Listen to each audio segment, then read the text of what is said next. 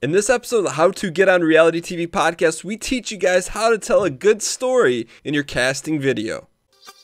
Welcome to the How to Get on Reality TV podcast with Dan Giesling, where I answer your reality TV casting questions once a week. Hey guys, what's going on? My name is Dan Giesling, and as always, I'm excited to be here answering your reality TV questions. And this week, we got an interesting question about storytelling, and it's something we really haven't gone overly in depth on in the podcast. So I'm really excited to tackle that question and also help one of our audience members tweak their story, at least point them in the right direction. Before we get into that, though, I do want to ask you guys, if you have never rated the show on iTunes, I'd really appreciate it. It helps spread the word, and it allows us to do better content, by getting more people involved and, spreading the reach of the show. And you can do that by going to howtogetonrealitytv.net/iTunes. And if you leave a review, I would really, really appreciate it. It helps out the show. It may take you 30 to 60 seconds to do. And, just rate the show, for how much you like it. I'm not saying whatever you think it deserves, please do it by going to howtogetonrealitytv.net/iTunes. I believe you can also do it from your phone. It helps out a great deal, and I really appreciate it because the show needs to continue to grow and do things so we can continue to put on, this weekly podcast. But that's one way you guys can help out. Without any further ado, let's go ahead and jump into this week's question from Mike. Hey Dan, Mike here. I've been trying to get on Big Brother Canada since basically the beginning of time. I'm a correctional officer, a CrossFit athlete, and a competitive Hearthstone player, and I'm not sure how to bring all of that together into a cohesive audition video. The other question I had for you was, you stress telling stories a lot in the audition videos. Are you talking about long-winded stories, or just short blurbs about your life and some highlights to gain their attention? Any help is appreciated. Thanks for taking your time, Dan. Bye. All right, Mike, so you asked about storytelling, and I'm glad you did, because it sounds like you're a little confused on it, which is why you asked the question, which is a great thing. So let's talk about storytelling. Storytelling this is the best analogy, and I just came up with it just literally like a half a second ago.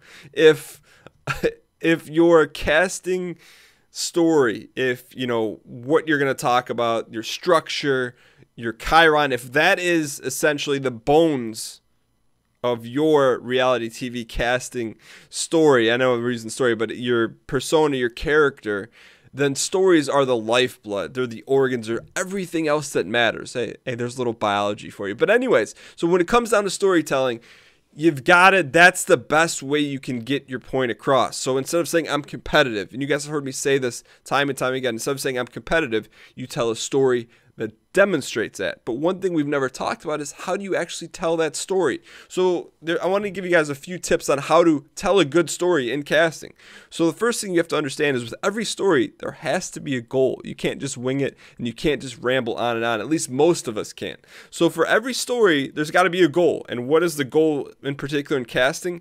It's to draw some sort of emotion from the casting associate. So you either want to make them laugh, you want to inform them, or impress them. That's kind of the same thing. You want to draw some sympathy perhaps, or maybe draw some anger or a, strong reaction. We could call it anger, we could call it, a random emotion, but we're going to leave it as anger. So that's the goal of the story. So with every story you tell in casting, it's to draw out one of those emotions, and it's up to you to decide which is a most appropriate emotion that you're trying to draw out. The second thing you have to do is you have to actually have some structure to the story. There has to be a beginning, a middle, and an end, and that may sound like very basic, but some people just tell a story with no point, with no beginning, no middle, no end. They just talk, and then you've had this happen to you, and it takes practice. You don't just wake up one day, at least most of us don't, and become great storytellers. You got to have a beginning, middle, and end. In the beginning, you got to set everything up. So you have to set the expectations of what kind of story it's going to be. Oftentimes in the beginning, you can set just by your tone. Is it going to be a funny story? Is it going to be an informative story? Is it going to draw some emotion? Are you going to draw some sympathy just on your tone? And in the middle part of the story, so you have the beginning, the middle is where you put the details in. So you want to describe things. You want to talk about specific colors, what it felt like, the breeze in your face. You want to make that person on the other end of your story feel like they were actually there, instead of just saying, oh yeah, we won the game. You could say, hey, we were down with 30 seconds left on the clock. I saw it ticking down. It felt like time slowed down. On the field, there was grass blowing everywhere. It was sweaty. The guy across from me had blood dripping from his mouth. I knew I had just beat him the play before. I knew he wanted to come back and get me the second time even harder. I saw it in his eyes. He had angry eyes. So right there, I didn't really tell anything about a story. I was just describing the environment in which the story was taking place. So you want to set up the details in the middle. And in the end, that's when you want to bring to light the point. You want to wrap it up.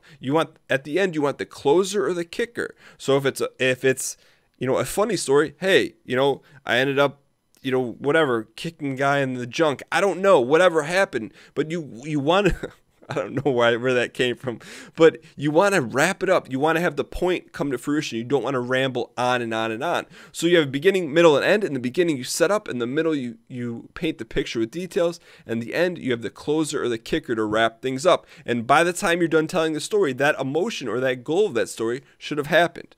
And of course, this, like I said, doesn't happen overnight. You have to practice. Where's a great place to practice? The grocery store. Where's a good person to practice on the grocery store? On the teller, the person checking you out, the clerk, because you're never going to see them again. You can try different stories on people if you're shy or embarrassed. Try them on people you're never going to see again, because whatever reaction they give you is going to be a genuine one, because they really don't have any sort of relationship with you whatsoever. So it's not going to be biased, or they're not going to fake laugh, or maybe they fake laugh and you notice it. So just to give you the overarching structure of the story, you have to set a goal. You have to have a beginning, middle, and end, and practice those stories. And if that's a lot for you to remember, one simple tip for you guys to build off of is make them feel like they're there when you're telling the story. Don't just tell an inside joke that they're not going to get. You have to describe every part of your story. And then, one additional tip is that you should be keeping some sort of a log, whether you go on Evernote and you type in like one sentence a day. You can find one good story a day in your everyday life with something that happens if you're aware of it, but you can't be expected to remember it. So just write it down. And when something interesting happens, write it down. That way you can draw from that.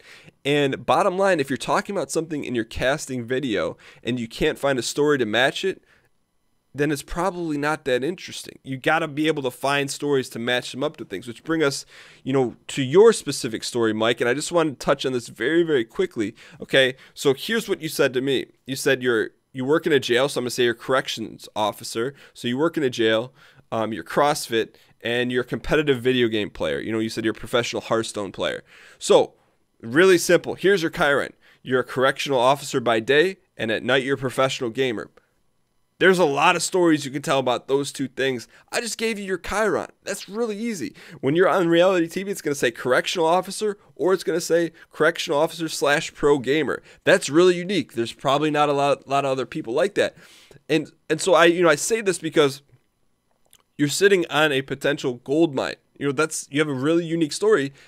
You have a really unique casting persona. Now you just got to add the stories to make it pop. So stories are the lifeblood of your casting chances. You got to practice them, you got to get good at them, and you got to know why you're telling them in the first place. But Mike, as a small thank you for submitting your question on the show, we're going to send you a free digital copy of my story, How a Normal Guy Got Cast on Reality TV. And if you want your question answered on the podcast, you can go to howtogetonrealitytv.net/ask and leave a voicemail question for me to answer on the show. So you got howtogetonrealitytv.net/ask, and I'd be really excited to answer your question just like Mike's on the show. All right, so that wraps up another episode of the How to Get on Reality TV podcast. Thank you guys so much for tuning in. We've been doing this for over a year since we moved to the Q&A format. The podcast, I believe, started back in 2012, but we've really been doing this every single week, week in and week out, for over a year, and that's pretty exciting. So if you guys have enjoyed any of the show, any of the episodes in the past, you could really help out the show and myself by going to howtogetonrealitytv.net/iTunes and leave a review for the show. It helps to spread the good word about the show and helps other people. So thank you so much. Please consider leaving a review. I think this is probably the first time in like 50 episodes I've asked. So if you could do that, it'd be a huge help. And I will see you guys next time.